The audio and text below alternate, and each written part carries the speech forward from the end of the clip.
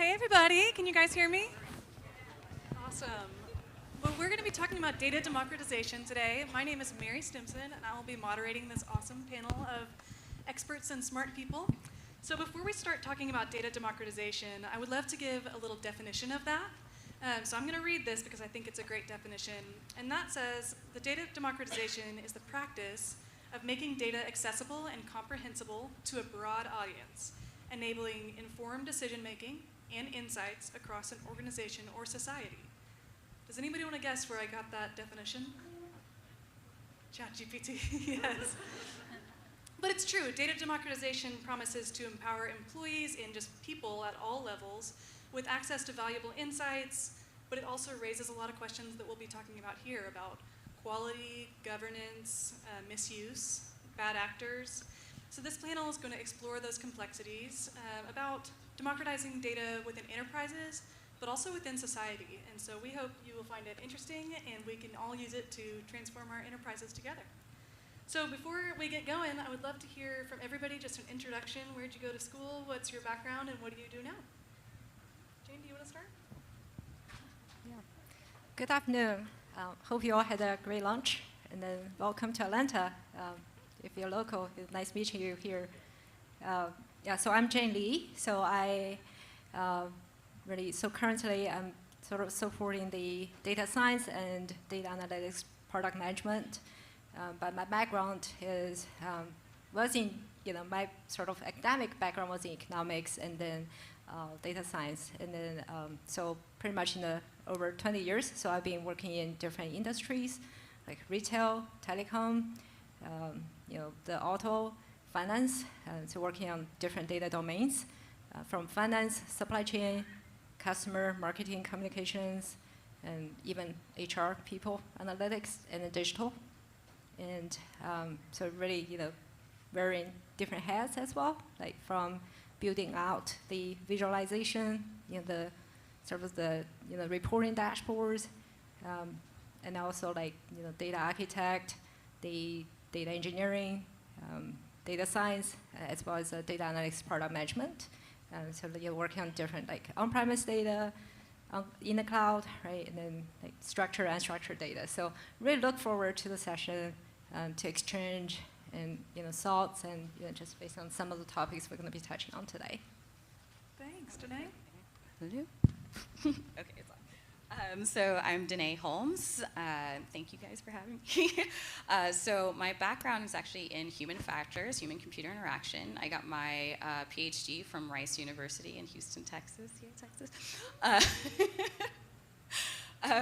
I started my career at Google X, working on some of their drone delivery projects, Project Wing, robotics initiatives, and some VR things. Then went to Twitch, where I met my lovely husband in the front row, actually, and was a researcher there on their mobile and kind of living room console products, and have since moved to YouTube. Was a research lead for YouTube Gaming in 2019, and then for the last 3 years, I've been the user research lead for YouTube Search, Identity, and Privacy. So what I basically do is lead a team that conducts research on humans to make sure that whatever we're building is easy to use, but also solves real human and user needs, so that people would want to use it. So. I use mostly quantitative methods, or was trained quantitatively, but am more of a mixed method. So I do use qualitative methods as well to conduct this research, et cetera. In most of my work, I work on either both front end and back end, especially with search. We look at evaluator templates, rater evaluator templates when we're training classifiers. Help how we're defining our ranking systems, recommendation systems, things like that. So in most cases, I'm either working with data science to kind of tell a more complete story about how we should move forward, and or just kind of pulling data and using that myself. Thanks, Sarah. Awesome. Hi, everyone. My name is Sarah Naravi.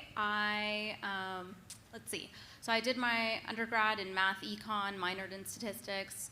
did a master's in mechanical engineering, and then moved into the analytics space, where I've been for basically all my career.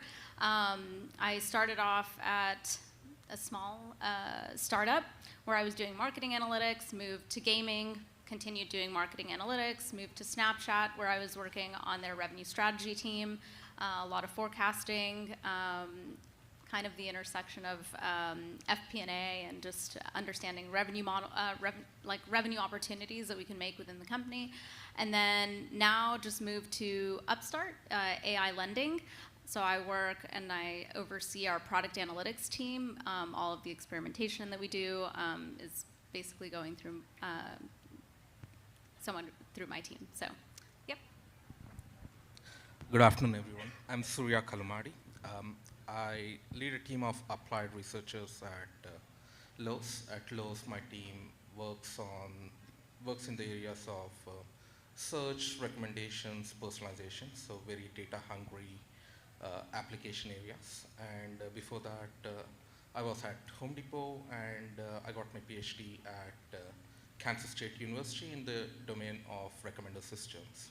And I've had stints in e-commerce companies such as eBay here in the US and Flipkart, as well as Microsoft Research.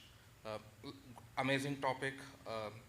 Currently, enterprises are becoming data hungry, right? Whether it's HR or user research, or in my area, customer-facing applications, everything is generating lots of data now. How do you democratize as well as consume this data in a safe manner is a very interesting topic, so I'm glad I'm here. Thank you. Yeah, thanks for being here. And I guess I should introduce myself. Like I said, my name is Mary Stimson.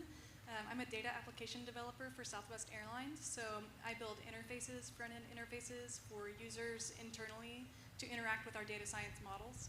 I like to say that data science provides information, not answers. And so we are providing information into an interface that our users can then interact with, explore, understand, and most importantly, probably override parameters and outcomes to use their human intuition, which is always going to be smarter than computers in many ways. I got my undergraduate degree at Texas A&M. I am currently getting a master's in theology. Before I worked at Southwest in data analytics, I worked in ministry and advertising. So my background is all over the place. Like many of you, the fun thing about data science is that we need broad general thinkers. And so I've had the joy of working now in data governance for some time, metadata mapping for some time. I was a traditional data analyst, all your p-values and r-squareds, and now I'm a data application developer. So it's a privilege to be here. Thanks for having us. And one thing I do want to note before we get started is that our panelists' commentaries do not represent necessarily the views of their organizations or their companies, so take it with a grain of salt. These are our personal thoughts.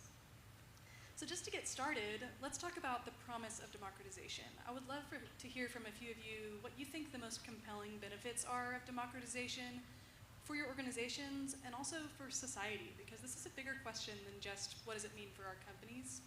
And I'd love to hear about how those benefits have paid off for you in your own career and companies. So who'd like to get us started?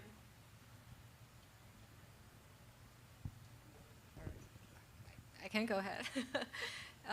Yeah, so especially nowadays, right? Data is a big word. Even like 20 years ago, right? When the data started getting really hot topic here. So it's definitely the benefits to me is, especially as we giving really like dish the data to the end users. Right? The biggest benefit is the faster market. Since right the responsiveness, right, and then the user can make quick decisions based on the data available to them. And then it's really supporting the overall, right, the direction where the society goes, right? So that everything is about data. So that becomes a necessary versus just a, nice to have. And then the other part of it is really to, we all have like, multiple eyes on the data, and then so that to all together to promote and then to provide that stewardship, the citizenship around the data. To me, democratization would be responsible access to data without barriers. So responsible would be making sure that folks who are having access to data are supposed to have access to data.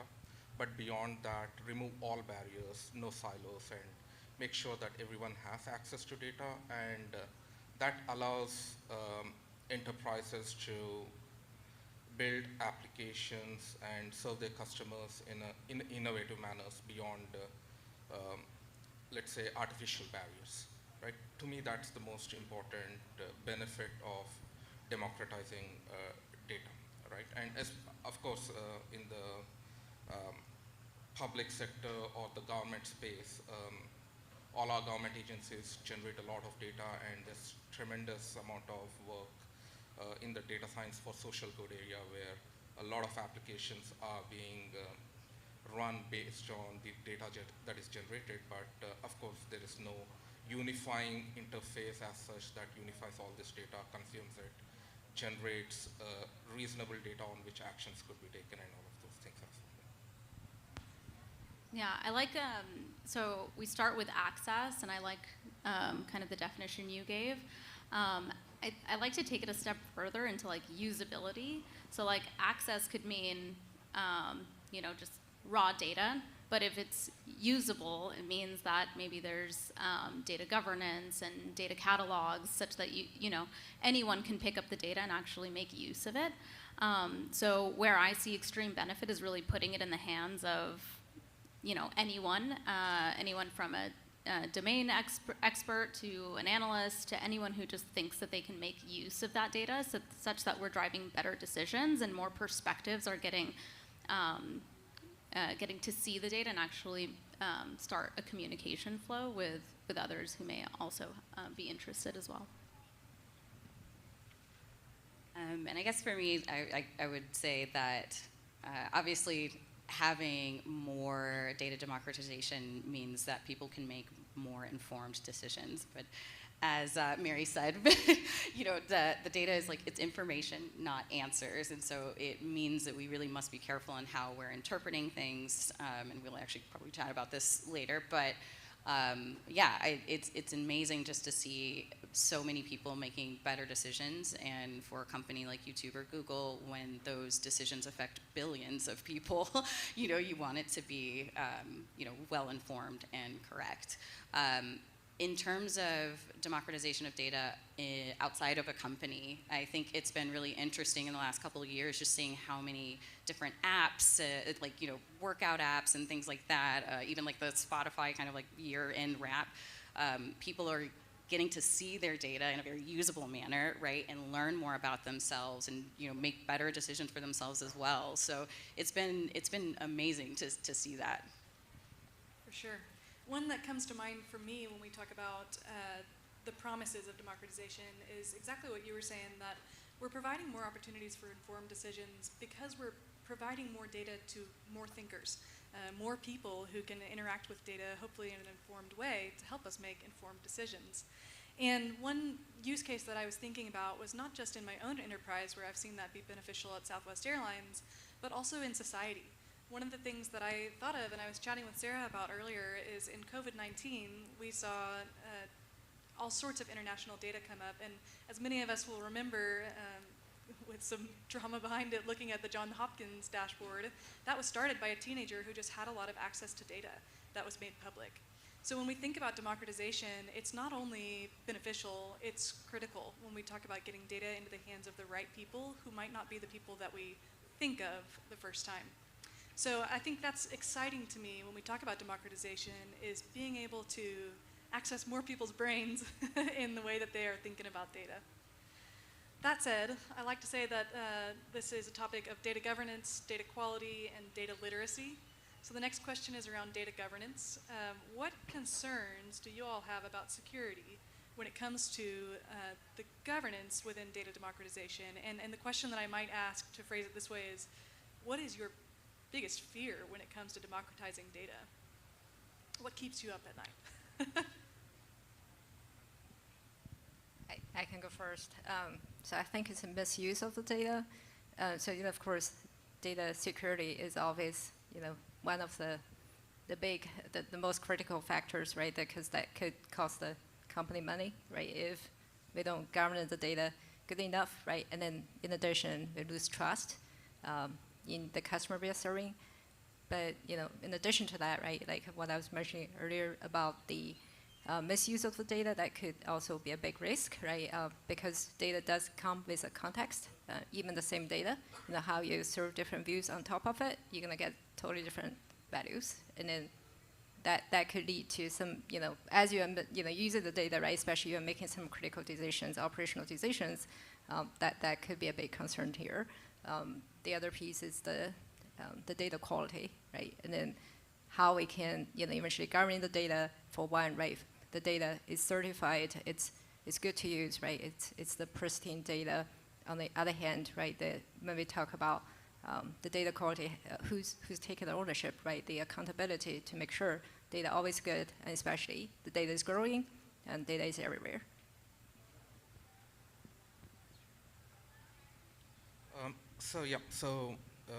Privacy is a very important topic, right? So especially for large enterprises, you don't want to see your customer data leaked outside. So a lot of effort is being put in, and the multi-billion-dollar companies that are trying to provide great environments for private and secure data, especially PII data.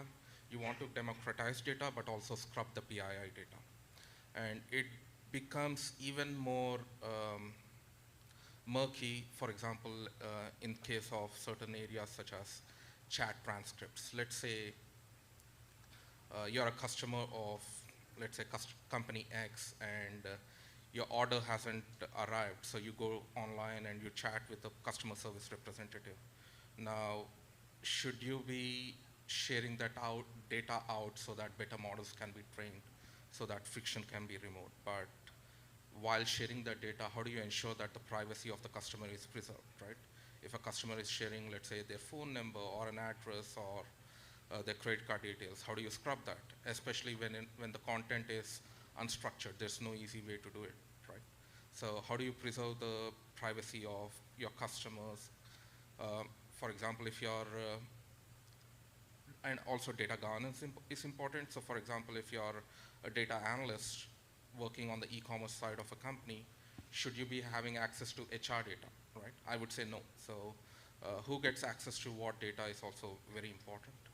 And there are plenty of legal considerations as well. So for example, if you're a multinational company operating in China, the Chinese data that is generated in China cannot be moved onto US servers, or US employees cannot have access to that data, right? And similarly, I think a similar thing is happening with US as well. For example, TikTok, right? You cannot move data from US onto Chinese servers and all of those things. So how do you make sure that these legal considerations are respected?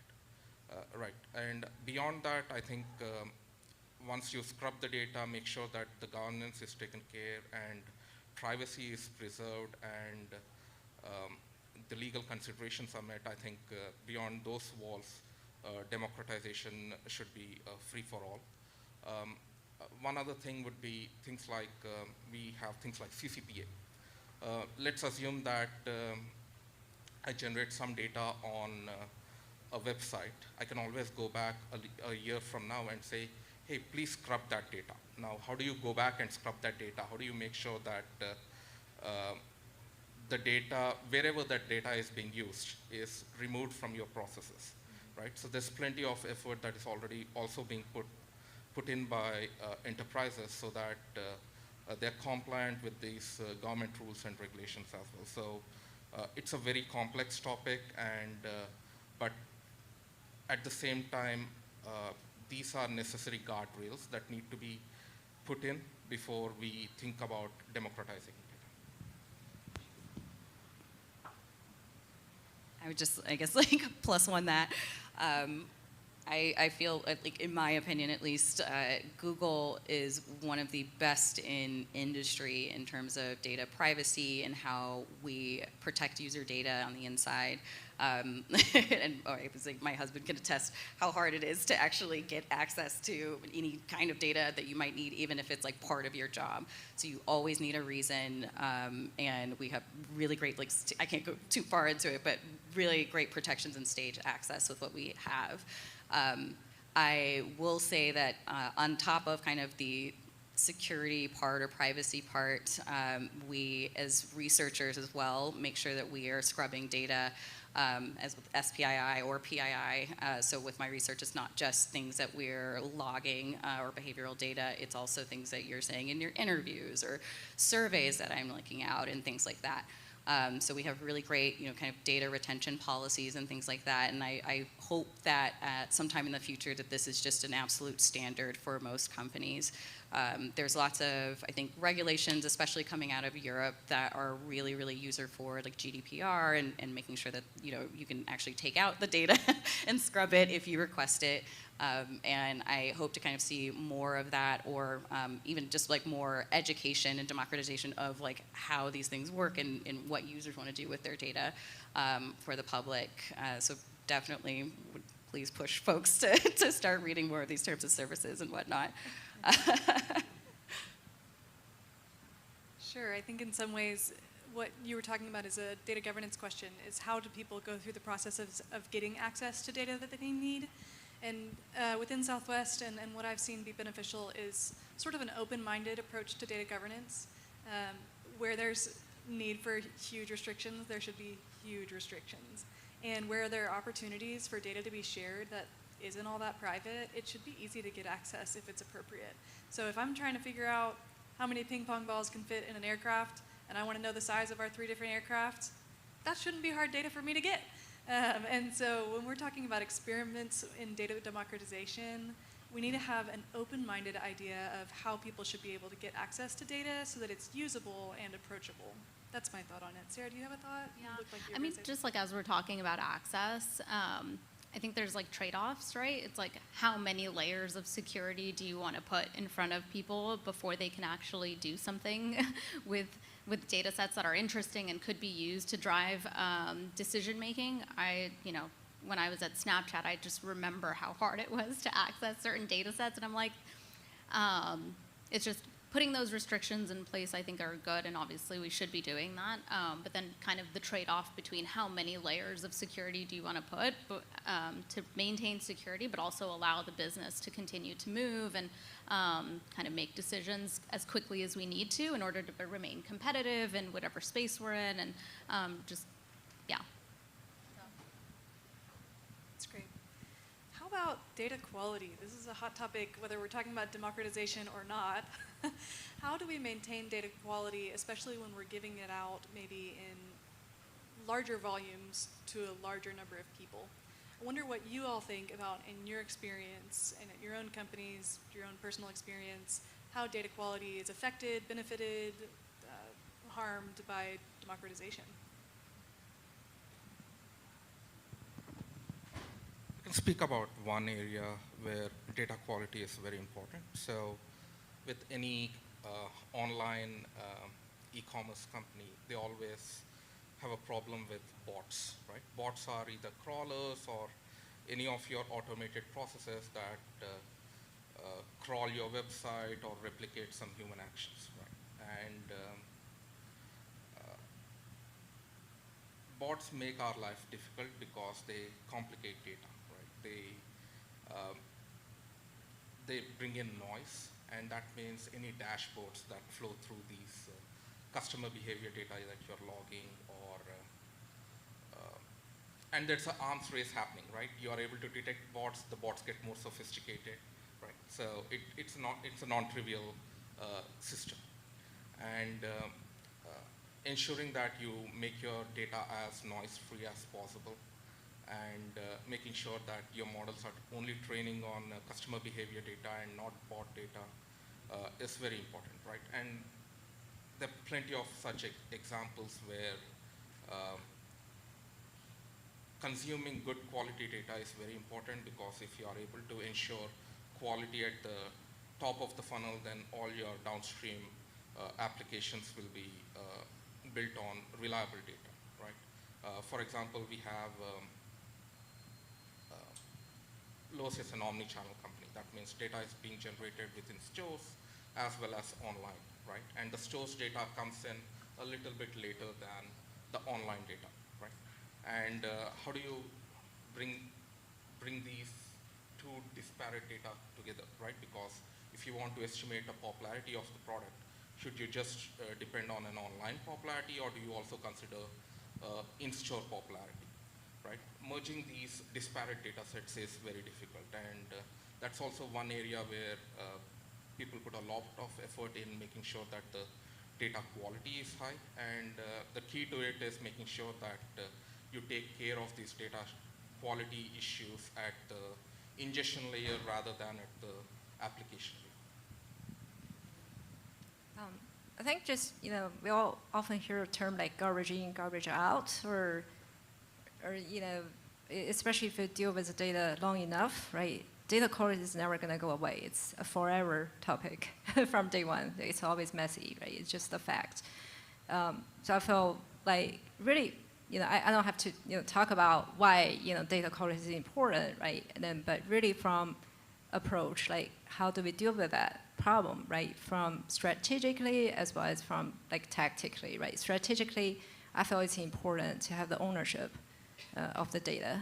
And then so just like as for instance, you're managing data as a product, really you start thinking about who will be using the data, where's the data from, what's the strategy, clean the data, making sure as you're building out the data, like do you have the the process in place to make sure the data stay in good shape, and then also it's a continuous data validation, so it's not stopping on day one or like once you've done with the MVP or some sort of the major release, right? It's an ongoing effort, and then so the product manager, right, on that data, it's really take the major stake on that, like making sure what we serve to the community, is a good quality piece of work.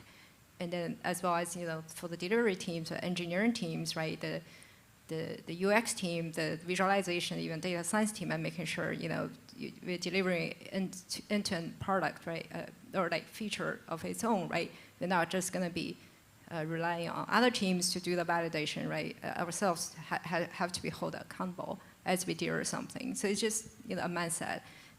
Tactically, from other ways to influence the quality. You can, I think, like certify the data, right, and then making sure we do like the data audit and do data certification. But I think one thing about how we share the data, right, the benefit of it is now we have multiple eyes on the data, so we all sort of validating the same data sometimes, and then so we can tell each other, hey, your data seems there's something wrong there, right? So it's really as both the business and tech, the technology teams all come together to work the data together. So definitely more validations that could be happening behind the thing. So that's a good thing. I like that. And to build on that, so what I heard was like, we're always going to be iterating on our data. And when I think about it, it's like data quality is going to kind of strike a balance, and what you get from the beginning is going to strike a balance between how quickly you want to get it to your end users and how perfectly you want to get it to your end users, right? So on one end, if you're optimizing for speed, you might not get too much data quality to start, right? I've seen kind of data models that were built by analysts, and trust me, they're not great or built for scale. And then when it becomes a problem, then you iterate, right?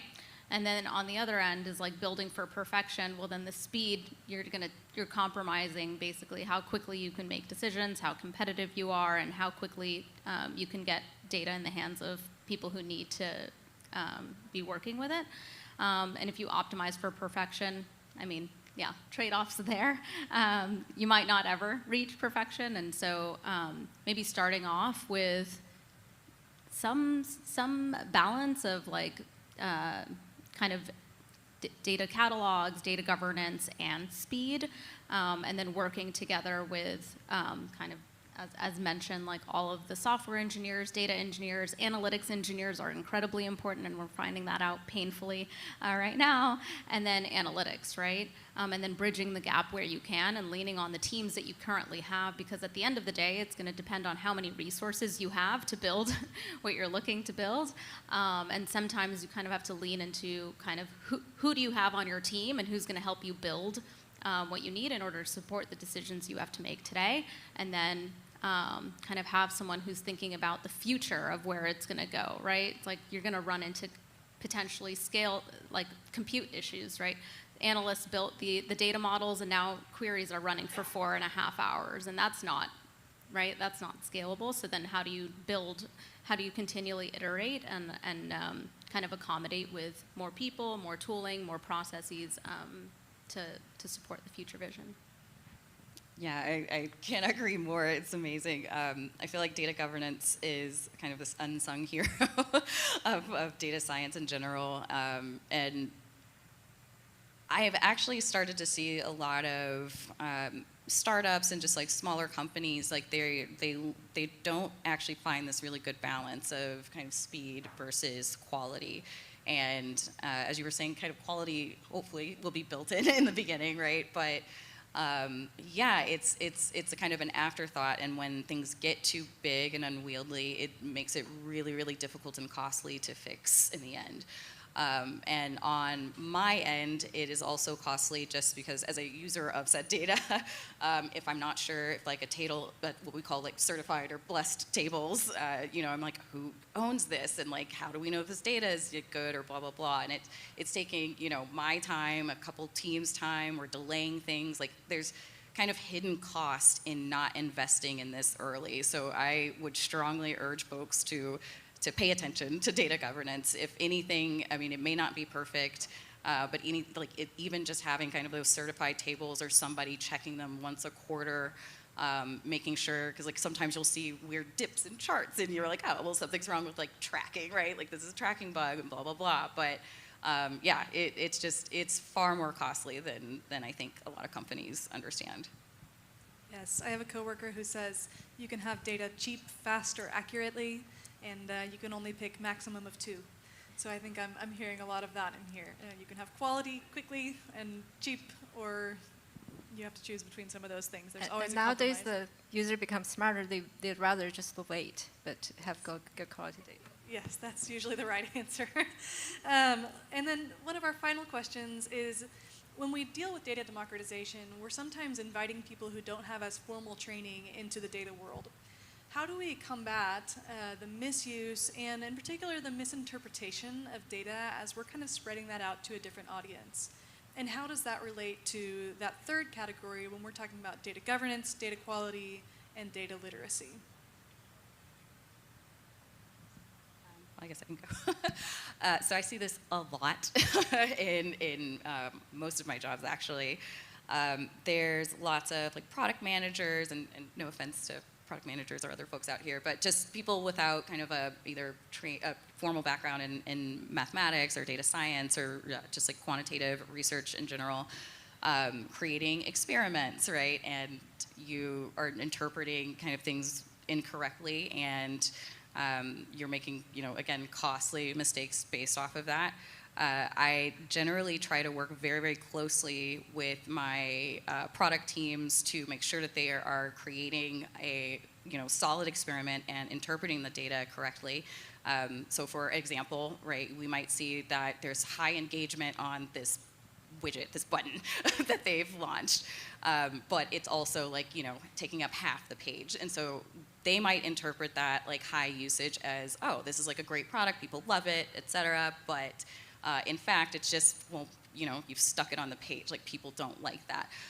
So my job, at least as a more user-focused researcher, is to make sure that they are creating metrics that actually kind of display whatever kind of success or what success would be in human terms there. I also work very closely with data science, and I'm trying to hopefully push data science a bit more to work with product in kind of making their data more usable, even in just like their presentations and things like that. I find that a lot of folks are actually either too embarrassed or don't want to say that they don't understand what's going on, and so they'll just nod in meetings. And like it's a thing that happens, honestly. And so it's just kind of like, no, we have to, part of our job isn't just to kind of do the data science, but it's also to communicate that on different levels so that people can understand and use it. So that has been kind of the, I think, approach that I've taken that has been pretty successful. You can also provide guidelines. There's like little, kind of how to make an experiment, booklets and things like that. But yeah, I think more just direct help usually works best. If I'm still having to explain correlation is not causation, we have a problem, you know. Yeah, I mean, I love that you touch on partnership, right? It's like we're hopefully in the process of democratizing data and making sure everyone has you know, what they need to make decisions. I feel like especially with like PMs and experiments and whatnot, we don't want to be a blocker for them to be able to get reads on how their experiments are running. Like we want that. We want that. Yeah, more than anything. We want our analytics functions to be doing things that are deeper and exploring other things, and we want the basics to be in everyone's hands. I think when I think about this, I think not that any one function should be doing everything, right? So PMs should be hopefully leaning into analytics a little bit and bridging what I'm saying, like thinking of a gap, right, that we have between domain experts and analytics and engineering, right? Just bridging the gap a little bit such that we can start conversations, because I think that's what the goal is like better conversations to drive better decisions. It doesn't mean that any one function is now overcompensating so much into any one area, is that everyone has their, so to speak, lane and their specialization and where they add value, and then just allowing these conversations to happen more naturally and quicker, hopefully. Speed being one of the biggest gains that we get from kind of giving more access, and then providing trainings where there might be needs, like setting up best practices. So like my team would come up with best practices for experimentation, but doesn't mean that we are the beholders of all experiments that run. It's just that now everyone has this tool set that they can lean into, and now they know, hey, this is the way that I would run, interpret, and then partner with, figure out who in the company they would partner with in order to get that moving. So. Sarah, I love that you talked about training. I know at Southwest we recently had a data analytics day, and we didn't know how many people would sign up, maybe a couple hundred, and we had 900 people register. And what we found was people really, really want to be trained in how to use data, and their leaders, of course, want them to be trained in how to use data as well. So not only is this a need, even when we're talking about our school system, right, we need the public to be educated on how to use and interpret data, but it's also a want that people have, and they're yearning for education. So I love that you mentioned training there. Yeah, just to tap on that training part, you know, training, you can talk about the data literacy training, right? So that includes, for instance, the data visualization part of it, as well as the data literature, right? Like the terminology of the data, and then you know, from the visualization part of it, like how do you know, what type of tool you're using, like what's the best visualization, how do you really tell the story with the, you know, really empowered by the visualization, not being distracted by the visualization, right? Those are like, you know, topics under the training, but overall, like to me, I feel like, you know, kind of back to an earlier point there, it's really the ownership and then the awareness and be a good citizen, because, you know, there are huge benefits, you know, to have the data in everyone's hands, but it's just a matter of a, you know, sort of framework per se. You know, you know, back to many years ago, right? We centralize the data, have this sort of enterprise data architecture team. It's a pretty powerful team, right? They tell everything, you know, from like how you're going to structure the table, how, you know, who's going to be using it, the access, everything. But now it's just impossible because of the size of the data, and then the urgency, right? The timeliness of the demand of the data. So it really boils down to what's the new world looking like, right? I guess, you know, really depends on the company, right? Where you are today. But if you're talking about from a product management aspect, right? You know, if you have different sort of functional areas of your company, you have product managers under each, and then I assume, right, that will be one of the approach will be, you know, the product manager, you know, the data product manager are going to be very much, you know, knowing the context and, right, the knowledge of that domain, and then have the data, right, to serve the broader, right, not just that functional group, really the broader company use, and then even outside, right, and then to really put the training, right, and then also the governance, right, the access control.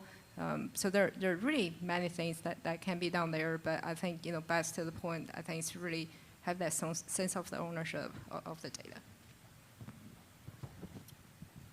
One other important consideration with data democratization is cost. As Mary said, like hundreds of analysts, right? And you can very well imagine this happening across enterprises with hundreds of analysts and data scientists.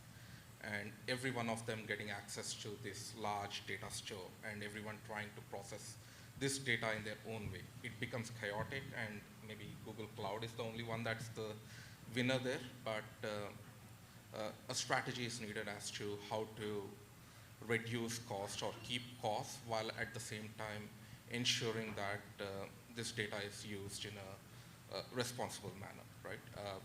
You do not want everyone processing the huge, let's say, 365 days data or 5 years data. So the strategy that we use internally is to create base tables, and then from the base tables, let each of the teams utilize these base tables in their own useful manner. The other problem that happens with democratizing data, a good problem, is that there's so much data and no one understands what data means and how to interpret that data and how do you process data to from, let's say, information to knowledge, right? And that's where creating data dictionaries and having a robust ecosystem or a support system of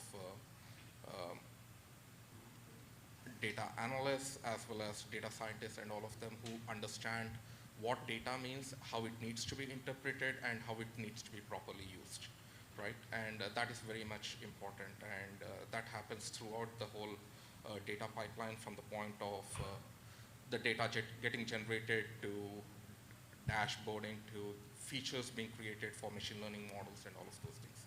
How do we share this data? How do we make sure that the data reuse is optimized? These are all important questions that everyone is currently trying to answer. Sure, thanks. Well, we're up on time, but I do want to close out by just driving home those couple of points that I like to say that there's no such thing as a data science problem.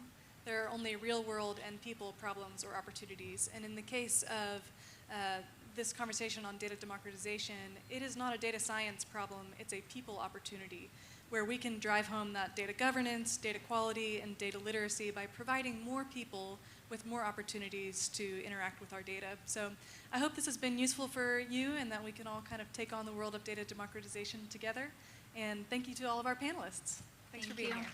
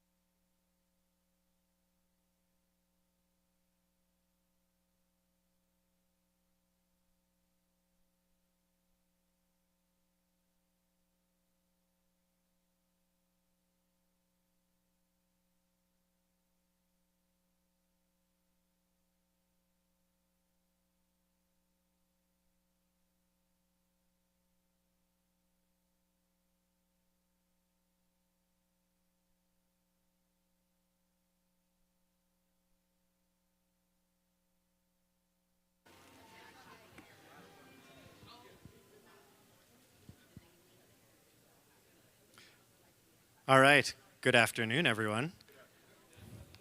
I'm Adam Mulliner, CEO and founder at Graft, which is the first modern AI platform. We're going to cover a lot of ground today. I'm going to talk about why you need an AI strategy, what the properties of a good one are, which will lead inevitably to the only good AI strategy, which is the topic of this talk. I'll talk about how to execute on that strategy, and then we'll wrap up with some final thoughts. Once again, I'm Adam. This is my giant head. I have been working in and around AI for almost a quarter of a century, starting back doing undergraduate research in the MIT AI lab.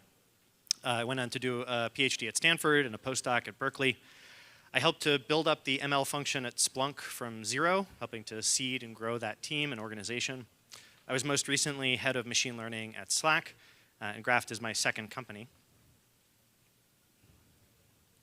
So let's talk about why you need an AI strategy at all.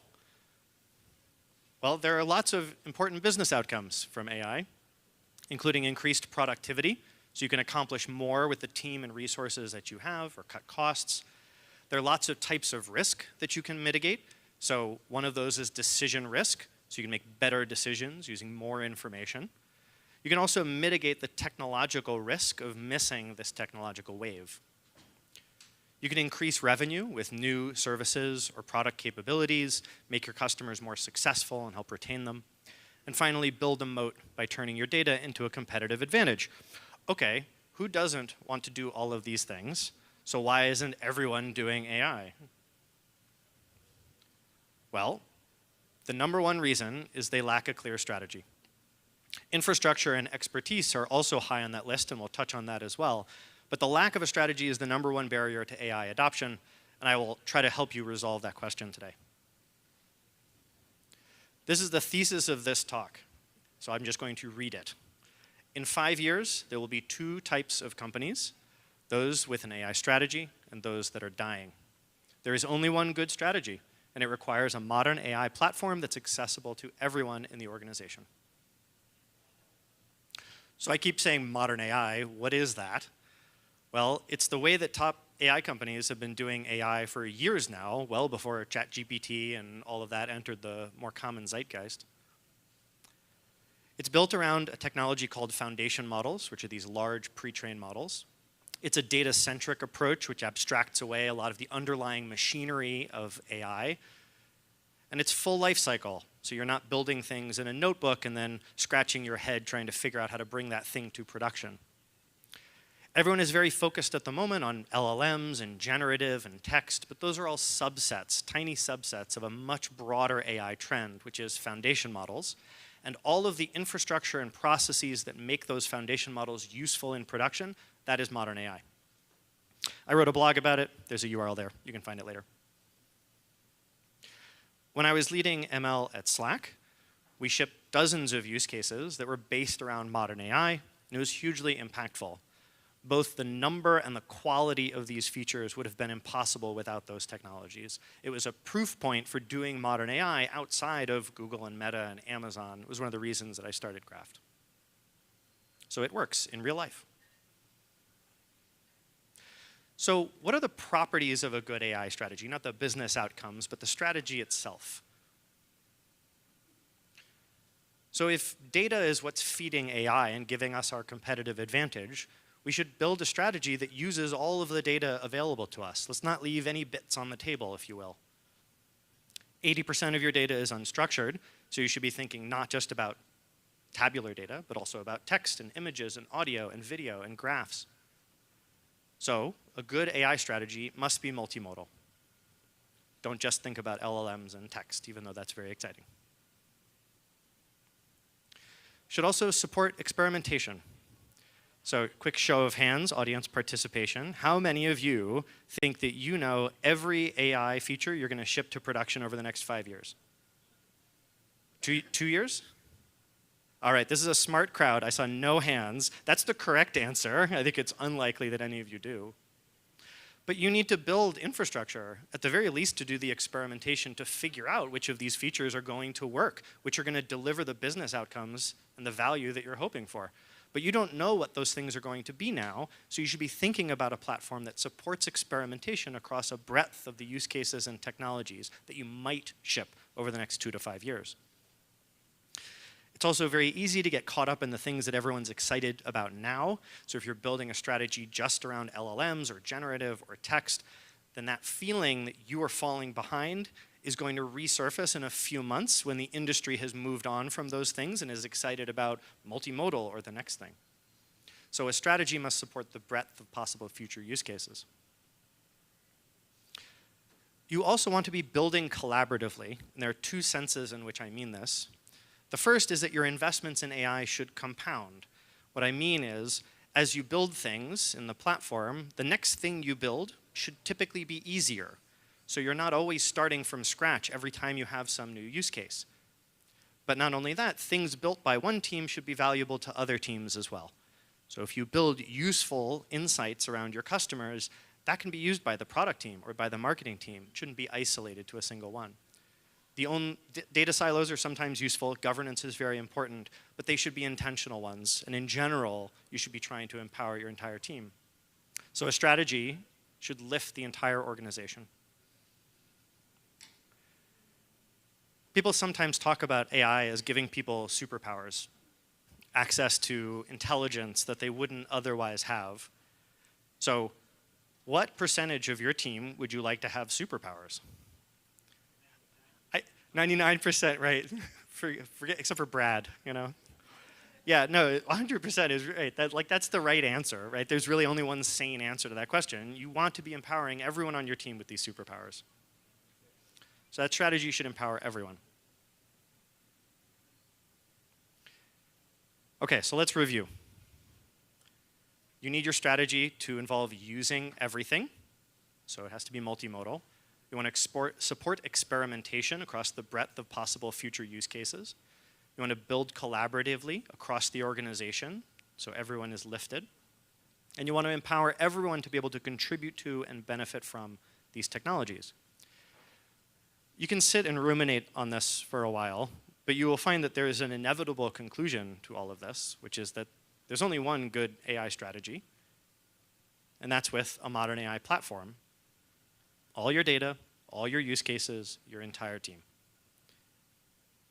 Happy to argue about this later. It's a fun topic. But this is the thesis.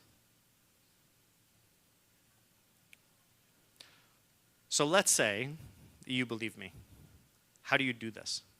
So let's talk about actually executing on this strategy. So it's real simple. All you have to do is first identify the dozens of tools and services that you're going to need to compose into your production system across topics like orchestration and storage and security. You need to assemble those components. They're not Lego bricks. So you need to write some glue code and potentially entirely new services to support overarching systemic properties that you want to enforce. So you have to assemble it into a production system. You'll need to package that in such a way that your entire team can use it, which probably involves building UI of some kind. You need to deploy it to production and make it work reliably at scale. This might include integrations with lots of your other services, including data sources. An infrastructure is like a child, so it needs care and feeding throughout its entire life. So any infrastructure that you build and are using in production, you need to pay for in perpetuity for its entire life. So this already sounds a little bit daunting, but actually I skipped a step here. You need to have people who know how to do all of this. So most engineers don't understand AI technologies well enough to build the production system that I just described to you, to assemble an AI platform from scratch, certainly a modern one. It turns out AI talent is very expensive, about $250,000 per head per year. You're probably going to need more than one of these if you want to build this in less than a few years. And so you're talking about millions of dollars just for the people required to build a modern AI platform. And it's going up over time. Okay, step 1, identify the tools and services. This is the machine learning, artificial intelligence, and data landscape, thanks to Matt Turk. We publish just one of these every year. You can squint and see lots of subcategories in here, like data warehouses and monitoring, privacy and security, data integration, computer vision, NLP, MLOps, on down the list. This is increasingly complicated every year. Okay, let's say though that you do manage to find some components in here that independently are good choices. Remember that this is going to turn into a production system. They have to work together as well, so you can't even make independent choices across these different categories. You're trying to make global optimizations across them. Okay, here's a picture, a cartoon of what our modern AI platform looks like at a high level. You have storage, orchestration and monitoring, distributed compute, security, and interaction. This is a cartoon for a few reasons. Most important being that you'll notice that none of these are explicitly connected to any of the others. Whereas actually, if you want this to solve real problems for real people in real businesses, the ways that these are wired up, that is in some ways the hardest part. Even if someone came and gave you all of the components, they're not just going to be a platform. You have to build that part. And I say this with all respect. You're probably going to do it wrong. And I say that because that's what the data says. Most organizations never manage to successfully deploy these things to production. Amongst enterprises, talking about generative AI specifically, only 4% have managed to ship any use cases to production. And if you look at the bottom right, most of them only really manage to ship 1 or 2 use cases. And that's true even over multiple years. And some of those are going down, so some of them had to unship some of those use cases. And there are real risks associated with doing it wrong, even aside from the costs of building it and not actually getting the business value that you believed you were going to get from it. And those include cybersecurity risks and reputational risks from shipping something that leaks private information or makes bad recommendations or is not in compliance, et cetera. So it's very hard to do this right, even if you know what you're doing, even if you have lots of resources. So in case you can't tell, I am trying to admonish you against trying to build this yourself. It is harder and more expensive than you think. There are lots of risks associated with it. But I think one of the most compelling reasons not to build it yourself is it's not differentiating. If you look at the AI infrastructure, the modern AI platforms that successful AI companies build, and you overlaid the architecture diagrams, they're basically all building the same system out of very similar components. So it's not differentiating for you to make that investment and build that platform yourself. You're going to end up with something that everyone else already has. It's a distraction from your core business. So this is the slide. If you're going to pay attention to one slide, I see people taking pictures with their phones. This is the one to take a picture of. So your company should have an AI strategy. You don't want to be amongst the cohort of companies that are dying in 5 years. There's only one good one, and it is to have a modern AI platform that lets you use all of your data, supports experimentation, builds collaboratively to lift the organization, and empowers everyone there. And you shouldn't build it yourself. It's expensive, difficult, risky, distracting, etc. Focus on your business. At Graft, we built it for you, so you don't have to. This is a picture of some of the underlying stuff in the modern AI platform that Graft has built, including some of the foundation models and active learning. But these are the technologies that underpin it. You don't have to know about any of this stuff in order to use the platform. That's partly how you empower your whole organization. All of this stuff is wired up together in the ways that it should be.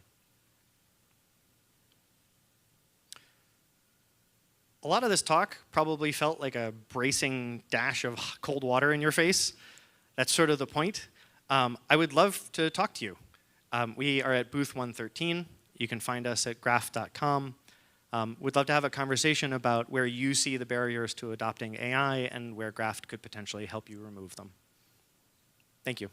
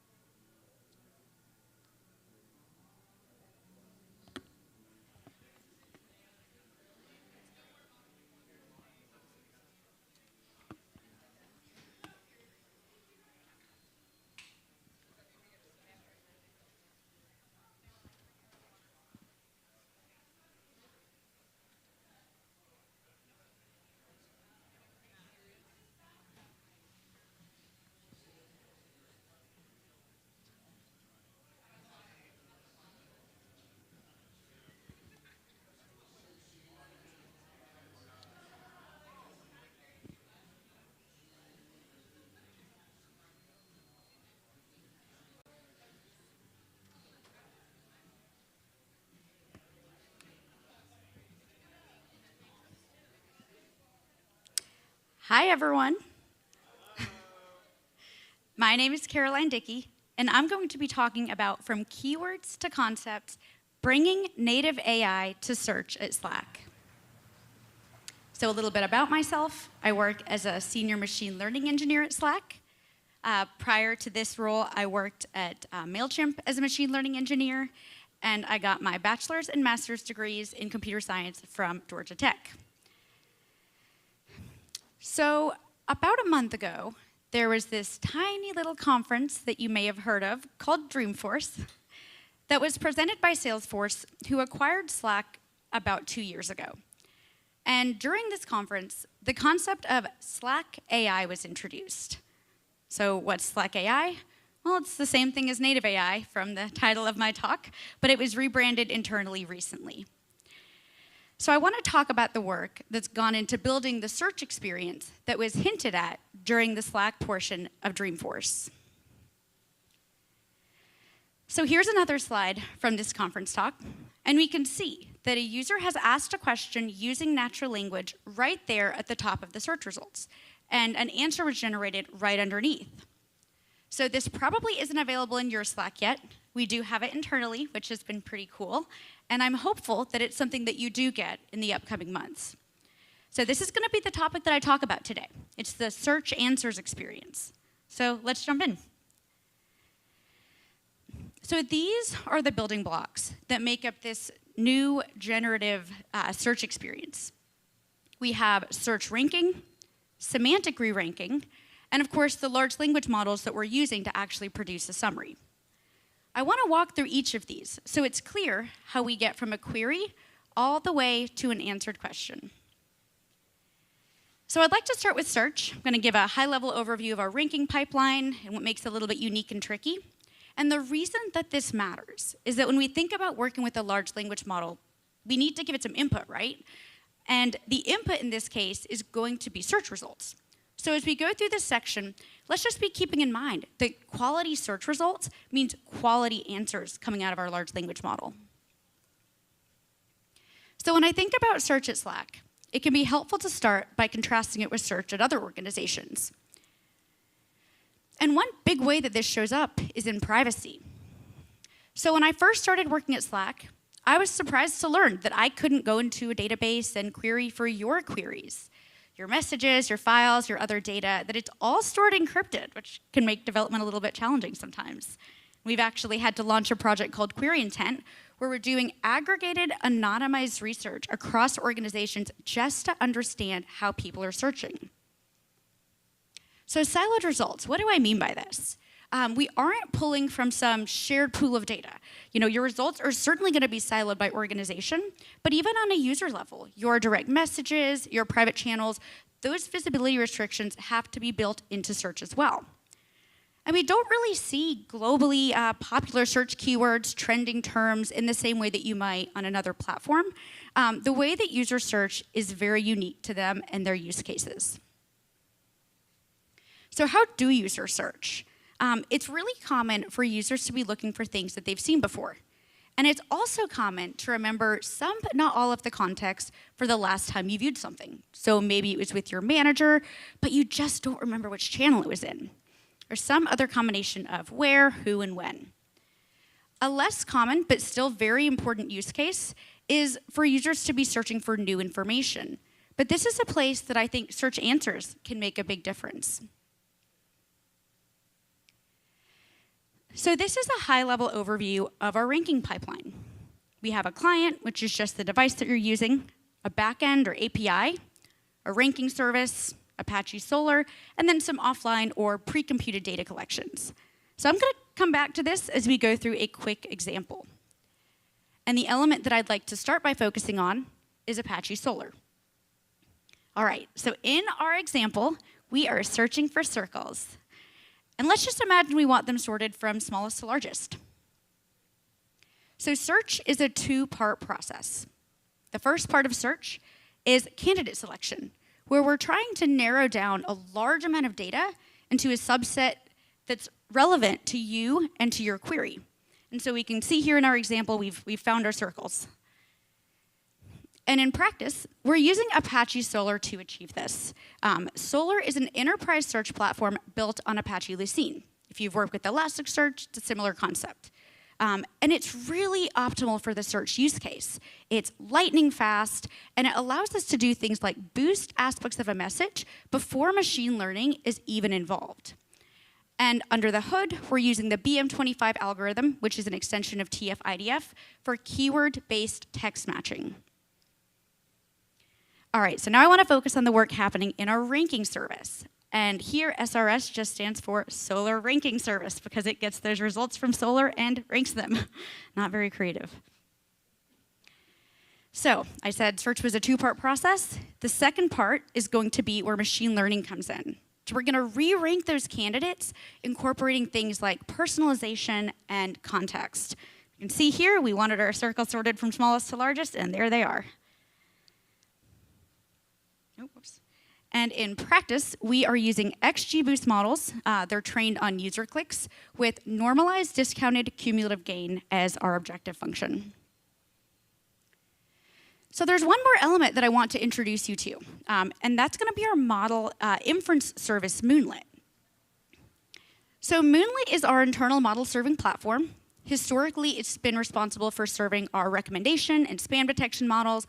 But recently, our partner team, ML Services, put in a lot of work to enable Moonlit to start serving language task models as well, so synonyms and summarization tasks. And one of the tasks that I did in order to enable semantic re-ranking, which is going to be the topic of my next section, was to enable our Java service, SRS, to talk to Moonlit as well.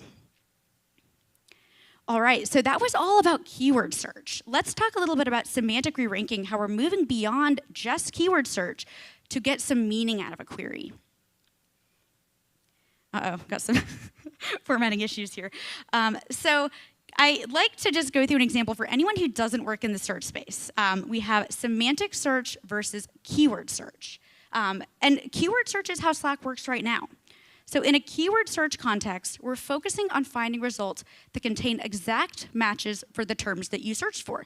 So in this case, that would be repair, leaky, and faucet.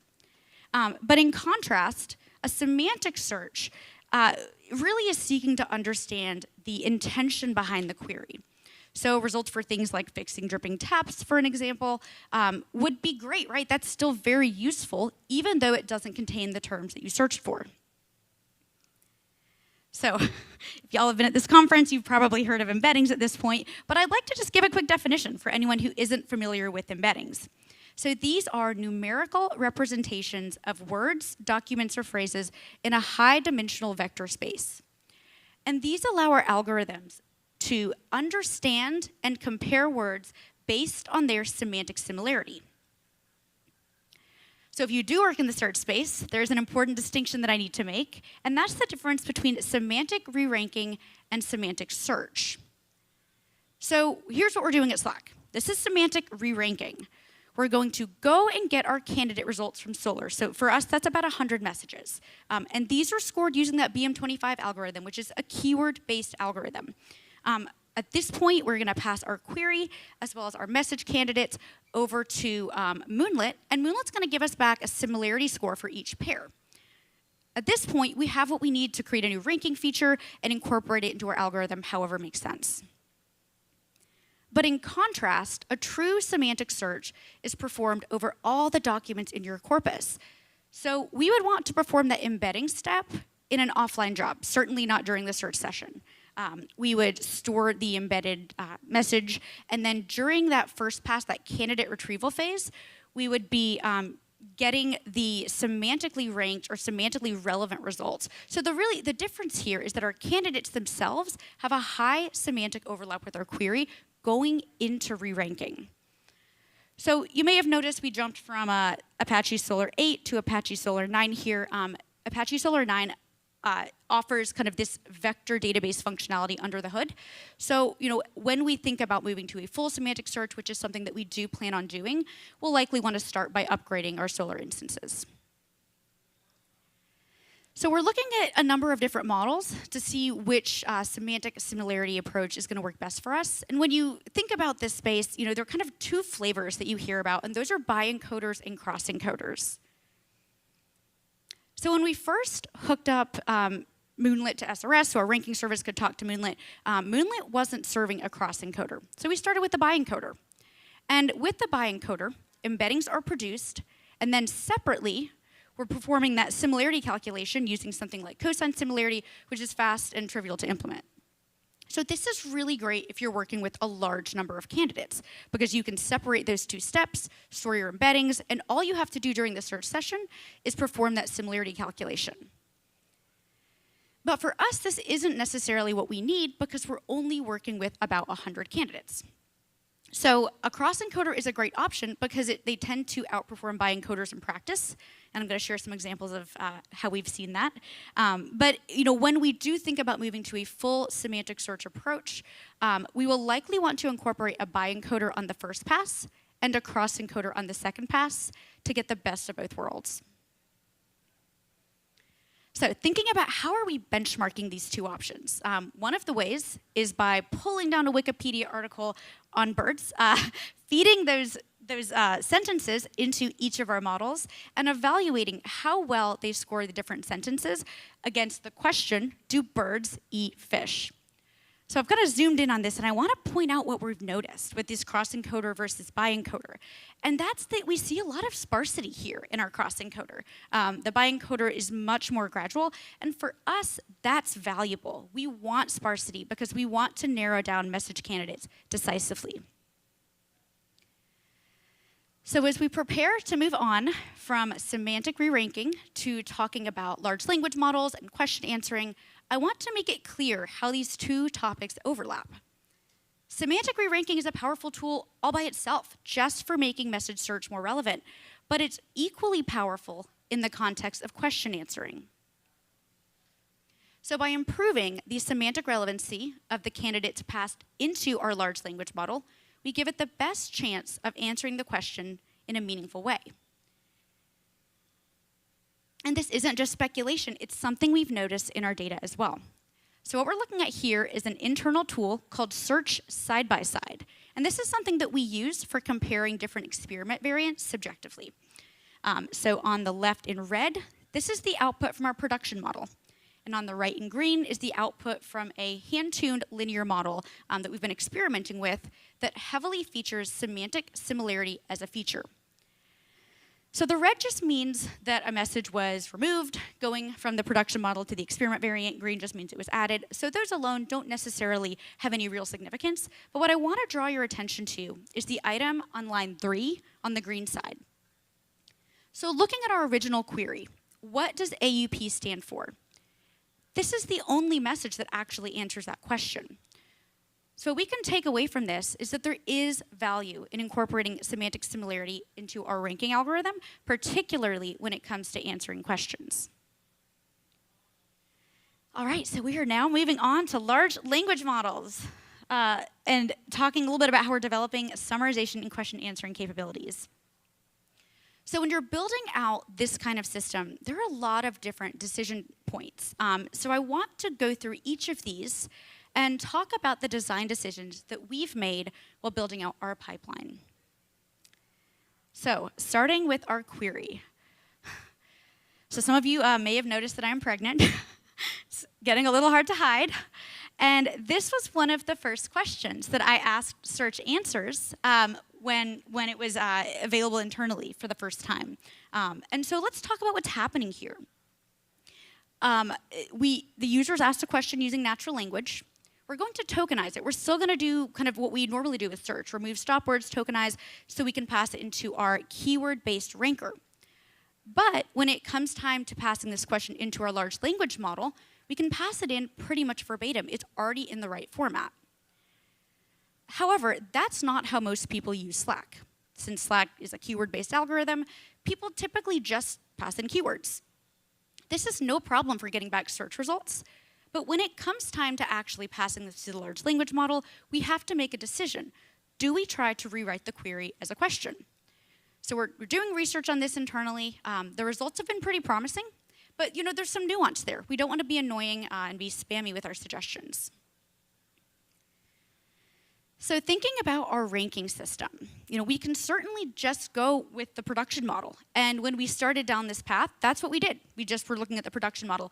But we found that it sometimes missed the mark when it came to capturing the intention behind a query. So we looked at just using the similarity score, but we found that kind of the opposite happened, right? We lost personalization completely. If you recall back to the red and the green slide, search side by side, this is the kind of hand-tuned linear model that I was referring to. I've changed the names of some of these features, but we can see here that semantic similarity is heavily weighted. But we still have features like age, author affinity that kind of capture some of that personalization as well. And this is working out pretty well for us. But long term, we would like to train a model based on the message candidates chosen by the large language model. So think cited by our language model. There's some challenges with having an LLM cite its sources and not make things up. But we think this is the best way to build trust and make sure we're getting the answers correct. So of course, our search results are going to be closely tied to the ranking algorithm we choose. But even beyond that, we still have some decisions to make, such as how many results to pass into our large language model. We're going with 20. That corresponds to the number of results on the first page of search. And we're also including additional context, such as neighboring messages within a channel or within a thread. So thinking back to those privacy concerns, this is something that's important to us. We are not able to train a model ourselves. We definitely don't want to be mixing customer data, potentially exposing business secrets. That's a no-no. But even beyond that, the data needs to stay with us. We can't share it with the third party, and we need to be hosting the LLM ourselves. So within these constraints, we found a handful of models that fit our criteria. We're looking at different context window token sizes and evaluating for latency and performance. So I'd like to start wrapping up by sharing some examples of this in the wild. So this is from my Slack. And here's that doula question again. So I was very impressed by this answer. We have citations. This is actionable, and it's accurate. It's also a really great perk. So yeah, this was a fantastic kind of first impression. But this is a good outcome, too. In this case, this is a different question. We didn't have the answer in our search results. And this is what I want to see. I want to see the LLM tell me I can't answer and not hallucinate and not make up something that isn't true. So I shared some wins, got to share a loss. This is not good.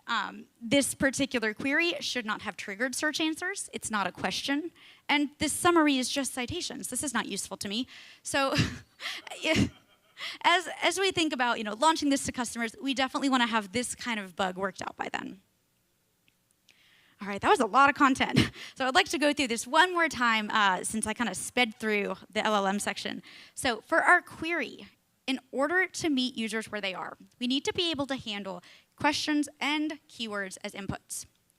For our ranking system, we may need a different ranking system than we use for normal search, one that deprioritizes personalization and prioritizes semantic similarity. For our search results themselves, we want to be passing a small number of diverse candidates that incorporate additional discussion context. Our large language model should be fast, accurate, and not require any additional training or exposing any customer information. And finally, thinking about how to get the best output from our LLM, we should be providing it with clear instructions through careful prompt engineering and handling edge cases and failure states. All right, so I want to end by sharing one more slide from that Dreamforce talk and kind of sharing this vision of how search answers will fit into your search experience at Slack. I also want to take this opportunity to recognize that this has been a huge effort from a whole team of people, certainly not just the search team and certainly not just me. Although it is still a work in progress, I'm very excited about the direction we're heading in, and I can't wait for this new native AI search experience to land in a Slack client near you. Thank you.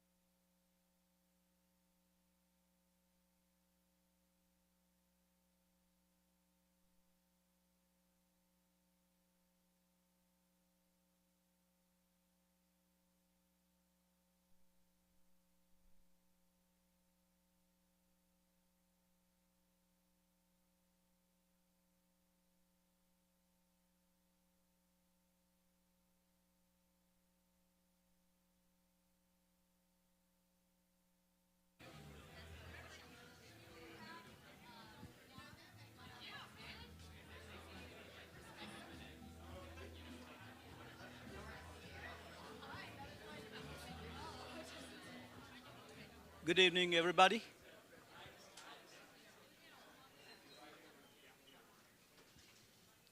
Give you 30 seconds to sit down if you like.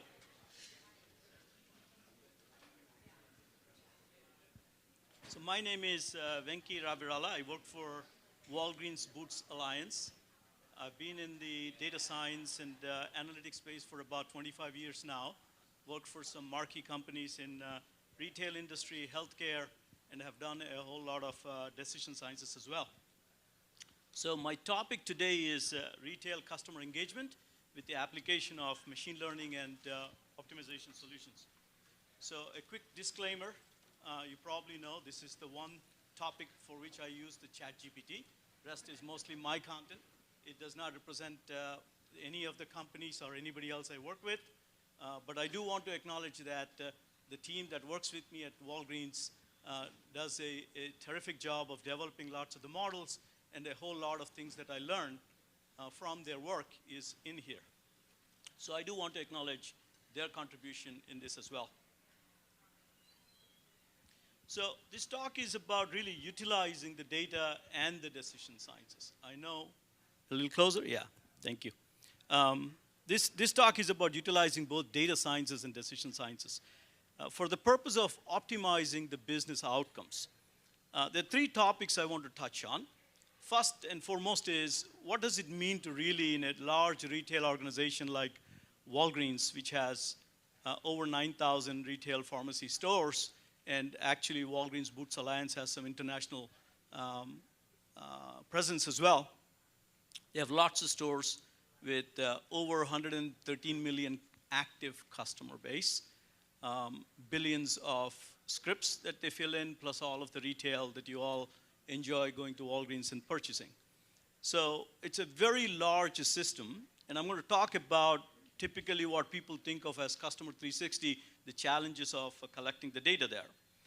But then our real challenge as data scientists and decision scientists is to consume the data and build machine learning algorithms and models. Typically, ML is applied from a prediction purpose. You're predicting something about the future in anticipation by utilizing the relationships that are built into our signals that are built into the historical data set. But prediction is one thing, being able to decide is another thing. So you must have heard prescriptive analytics on top of predictive analytics. So that's where some of the optimization algorithms come into play, and I'm going to touch on a couple of those aspects in here. So I'll walk you through a good one or two scenarios, but there's a lot more going on in the background.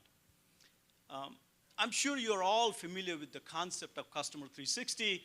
Frankly, I don't know whether we are at 180 or 280 or 360. It's very difficult to tell. There is immense amount of data in a company that has over 140 years of background. Close to 8 or 10 petabytes of data is what I heard is present in the systems on-prem and in the cloud. And if you go over what the concept of Customer 360 is there are lots of interesting data points starting from the NPS score, because if you're customer-centric, you're focused on that. And then a huge amount of marketing that happens reaching out through multiple channels, the brick and mortar stores collecting at point of sale solutions, so on and so forth. Huge digital presence is growing, as you know, from our app, from other services that are built, along with the Walgreens.com and pickup and delivery services and so on and so forth. Apart from the data that is there in-house, we do go and collect a lot of the third-party data as well and integrate that. That's called the federated data. And a lot of the human profile information in terms of customer, not just a wallet spend related to the items that we have at Walgreens, but in general, their economic profile information is also built into it. And then we have several operations centers like the call centers and do some fundamental research and so on and so forth. There are many challenges in this whole concept of trying to collect the data. I won't go into the data science side of it, but I want to touch on three topics that are specific to the decision sciences. One is characterizing the customer engagement opportunities. In other words, how do we call, after doing some analysis of the data, something as a challenge or an opportunity, a problem definition, so to speak. And then we'll get into some application of machine learning models through feature engineering process, and then move into the area of how we consume both those aspects, because the way you characterize and define the problem is very relevant to the way you actually develop the prediction models and then apply into the optimization process. If you take a typical, and I've worked for more than 10 years helping lots of large companies market to millions of consumers. MGM Resorts, 45 million, United Health Group, probably up there in the 50 million, Sears, probably 100 million. So, and I've consulted to some large organizations as well. First and foremost, the big data space, as you know, with the 4 V's is very, very large. So typical of a consumer engagement process is to take the database and segment that into very large segments and give catchy names, like value seekers and connoisseurs and youthful singles, and you can pick many different kinds of names. Depending upon the company you go to, I'm sure there are many flavors of these large profile segments that get defined. But each of those segments have millions of people afterwards, right? So what do? We do sub-segmentation. In other words, you take some additional demographic, behavioral attributes, or potentially some operational metrics, such as where or through which marketing channels are you reaching out to them, what kind of rewards are you giving them if you have a loyalty program, and you sub-segment that. Even then, you end up having literally millions of customers in those sub-segments. So when you talk about personalization in marketing, and if you choose to pick one type of offer per sub-segment, it's really not personalization. So there's a lot of hidden metrics in there that we don't capture. After we do the analysis of these sub-segments, you may come up with some opportunities, such as I'm looking at, say, urban districts or in value seekers, and 14% of them use the app. They over-index compared to some other average behavior that you're observing. So essentially, you're looking at who is utilizing or behaving or performing higher than others, over-indexing and under-indexing concept. Or you could look at some additional metrics that you calculate, such as churn rates and gross margins and so on and so forth. In each of those cases, you are coming back and saying, I'm looking at this subsegment and that subsegment, that is performing better and this is not performing. Oh, there is an opportunity for me here. Let's hold on to that thought for a second. Yes, you have differentiated the subsegments. Yes, you have identified or calculated lots of the metrics, but then saying that this subsegment, because it has underperforming metrics because of some benchmark that you have set with respect to some other average or subsegment, is really not the problem. And that is the fundamental case I want to make today, that marketing, traditional marketing at least, tends to look at the problem a little bit differently than the way we are approaching. And if we were to go personalize and incentivize by building some marketing programs or product solutions, services, and so on and so forth, where you're investing, you might go in and set a goal such as I want to reduce the churn by X%, or I want to increase the gross margins by 1%. You promote certain things, and you do A/B testing or treatment and control tests, as you're familiar with, and we come back and declare a success. But I made the case that we may not be actually looking at the problem the right way. So what are the fallacies of this? I would say we're not doing the segmentation right. We're not really looking at the opportunities the right way, nor are we really providing the optimal treatment. So where do we go from there if traditional marketing is in that location? First and foremost, what we have to do is really think about marketing from the viewpoint of, or any investment for that matter, in product and services, as something that provides a lift, a change in the behavior of the customer from the way they used to transact with us or appreciate the services that we provide, and be able to actually do more, engage more with us, and transact more with us.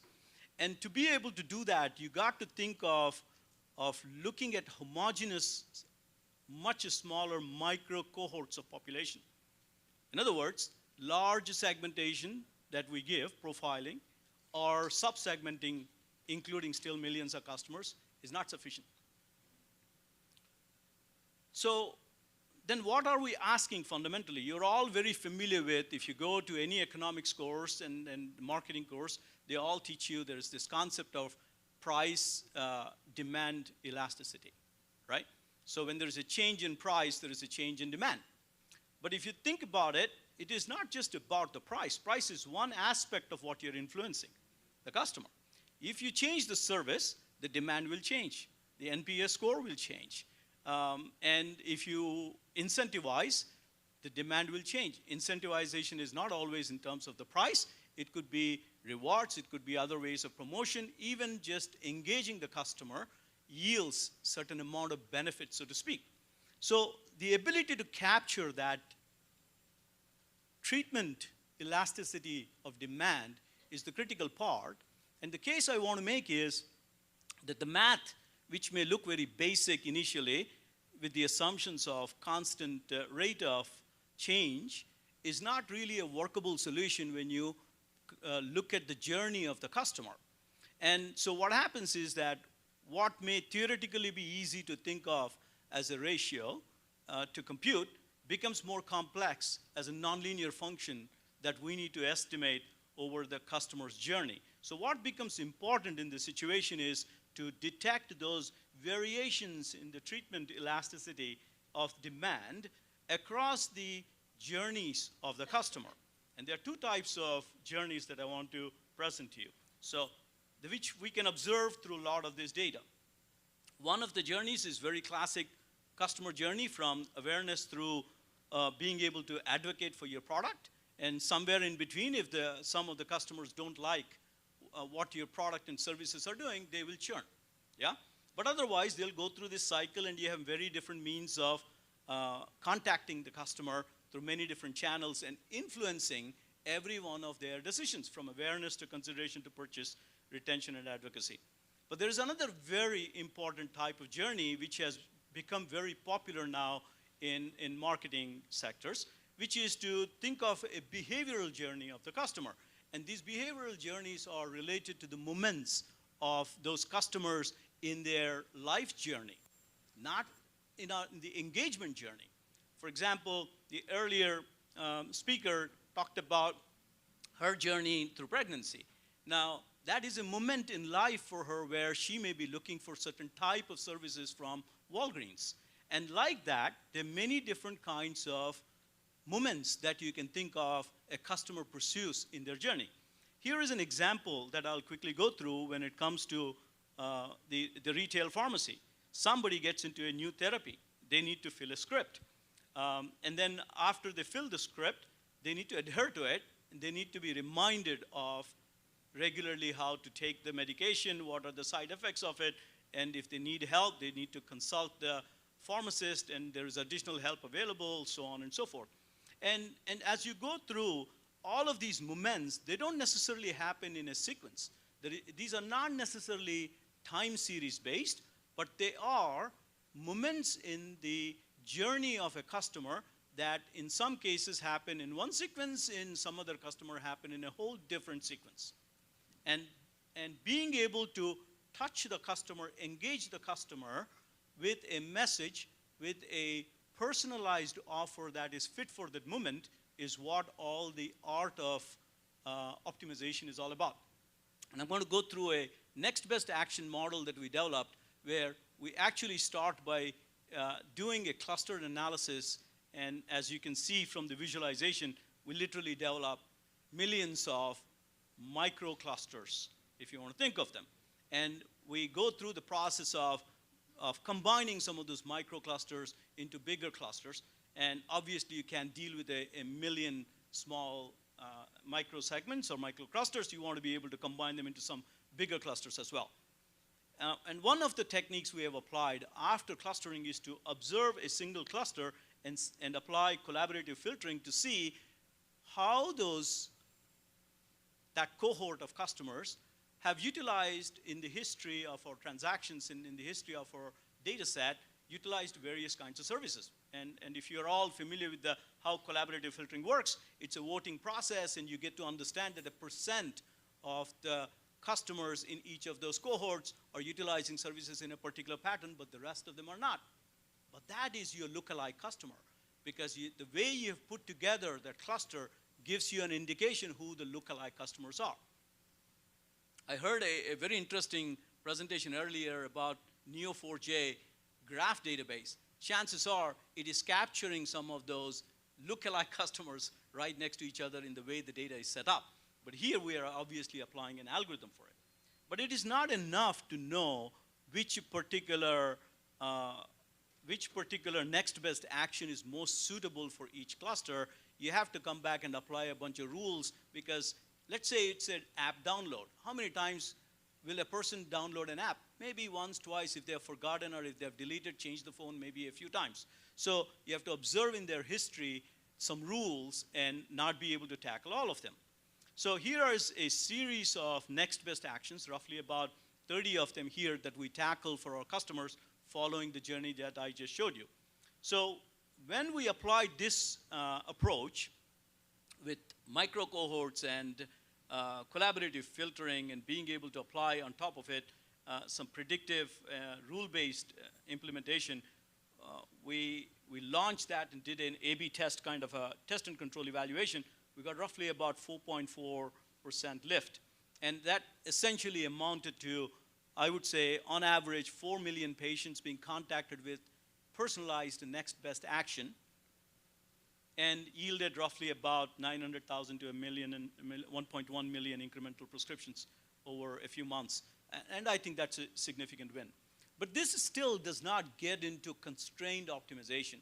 And the problem here is that we could be spending a whole lot of our resources in an imbalance, simply looking at the signal that the customers are giving. But the business signals or business constraints are missing from this type of an approach. This is just a visualization of those NBA actions that we did. So where are we going from here? In order to get to a constrained optimization, we are looking at the uplift models, and I'll go through very briefly a couple of those. First and foremost is the digital adoption uplift. So we're looking at our app utilization, our Walgreens.com utilization, and several factors in there, and figuring out whose performance, whose utilization is improving over a period of time when certain actions are being applied to them, certain types of messaging or contact strategies being applied to them. So as a consequence of our actions, how does the customer respond? That relationship is what we're trying to build through uplift models. The second aspect of it is trying to understand product assortment and convenience uplift. In other words, what type of messaging do I want to give to the customer? One way is to give you interesting products to you, right? You bought this, here is another affinity product, and if I recommend that, the product recommendation engine would come up with a nicer product. But if I were to give you a different assortment, that by looking at the life cycle and the moments associated with it, that gives you a different assortment. And then convenience aspect of it is being able to promote why you have pickup, or we'll deliver for you in the next hour. Depending upon the type of message, the customers respond differently in different moments. So the key is to be able to utilize many different kinds of testing and being able to apply those different kinds of treatments, so to speak, to micro cohorts. And if you wish to combine them into a bigger cohort and later on analyze it, you could do so as multiple ways of treating what you might consider as still a homogeneous cohort by combining it together. And then finally, looking at the customer lifetime value. So I want to touch on that CLTV or CLV very briefly. Here is a methodology that we applied. We looked at 3 prediction models to build that. Number of months active for a customer in a given year. We looked at the gross profit per month and multiplied by the expected retention rate. All those blue circle attributes are the ones where did a lot of the feature engineering. But what you see is missing out of that is the type of actions that we took. Because built into the historical data is the policy that you have already implemented. But looking at the future, that's probably not the policy you want to implement. You want to optimize and get to a different policy. So building in additional attributes of what kind of services utilization, digital activity, rewards, and coupons that you want to give, incentives, is very important. And that's where we are heading next. And what we want to do is be able to build into it the original set of features, which are represented here as X's, but then build into it some additional decision variables that were built into the policy of the historical data set. And we're trying out some algorithms in here. The original set of algorithms we applied are GBM to predict the dollars per year, and then survival functions in terms of the churn and retention. And we got some very good results there. But a key point I want to make is essentially this. When you look at any two variables in X and Y, and you were to plot a complex function like CLTV, it turns out to be very nonlinear. And this is a very important insight to understand. When you have nonlinearity, no matter how you slice the data, you cannot simply use logistic regression or linear regression type of algorithms. You got to go into ensemble models in here. And that's the reason why we went after a 3-model prediction for this, and the outcome clearly shows that. What we're doing next really is being able to apply this into a stochastic optimization model. I know I'm between you and the next nice drink that you're going to get soon, but if you pick enough of this, you can have an extra drink. Now, what we are envisioning here is that I spoke to you about how microclusters and being able to go into the journey movements and attribute specific types of treatments associated with them. That's a very comprehensive amount of data. But then if you have to really make a linear integer programming model or some other kind of optimization model, the problem becomes very, very large. So you have to break it down into multi-stage. So the first stage we are envisioning here is to be able to decide on which decision levers, in other words, which type of next best actions are most suitable for given set of microclusters. So you first come back, and if you really have 30 different kinds of next best actions, you want to pick the top 3. Yeah? So you have really whittled down the decision very, very significantly for the next stage. Then the second stage you want to get into is, I have a bunch of constraints. I want to be able to maintain the revenue. I want to be able to improve my gross profit by X%, and I want to improve my own brand sales and gross profit by even more.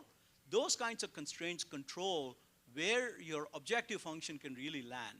And at the end of the day, you got to come back and define a composite objective function. This is another thing out of my experience I can vouch for. No matter which business I've looked at in my last 25 years, I've never been able to figure out a single objective function that fits. It has to be a multi-variable type of objective function. Now, what that means is that you got to have an ability to define that nonlinear function that combines revenue with profit, with transactions, with number of units or NPS score. There's just not one thing you're going to optimize. So take that into consideration based out of my experience at least, and that's what we are after, defining an objective function and trying to drive a nonlinear optimization model here that will eventually come back and tell us for each microcluster which out of the top 3, what % of your investment should go for which next best action. I hope to report some results in the future. So in summary, we've started with how to take large amount of data, typically go through lots of data collection challenges, but landed on a key insight, which is that taking large segments and subsegments and trying to look at the metrics and differentiating them or comparing them doesn't lead you to the problem. As a simple example, if you were to divide the crowd here into male and female, and you compare that the females are earning a little less and the male are earning a little more, which is in reality, and come back and say there is a problem, that doesn't really tell you the actual problem. The actual problem is that the growth rate at which the female income is going versus the growth rate of where the male is going, that's what needs to be controlled. So detecting that elasticity, not the current state, is the critical aspect of this. And the second thing I want to make here is that because there are very many minute decisions that we have to make, several types of next best actions that are suitable for each microsegment, you have to test a whole lot of them. Testing is the only way to know how the customer responds. We can decide what to test, but the customer has to provide formal feedback in response to it, and the more frequent and maximizing the number of tests you do will give you the more frequent assessment of in which point, which moment in their journey they are in their life. And last but not least, there is a complex problem to be solved in terms of nonlinear optimization that maximizes your overall business outcome. So I'll pause there, and I appreciate the opportunity to connect with each and every one of you. Have an awesome drink.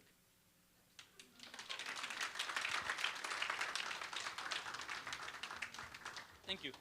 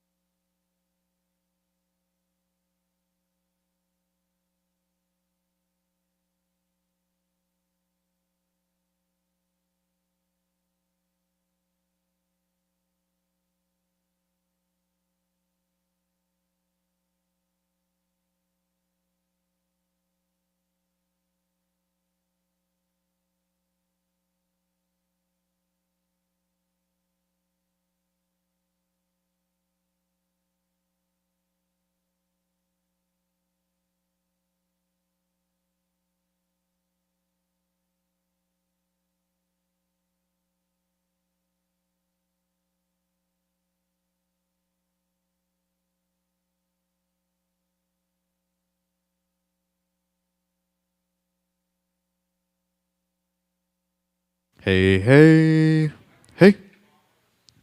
Yeah, nothing there.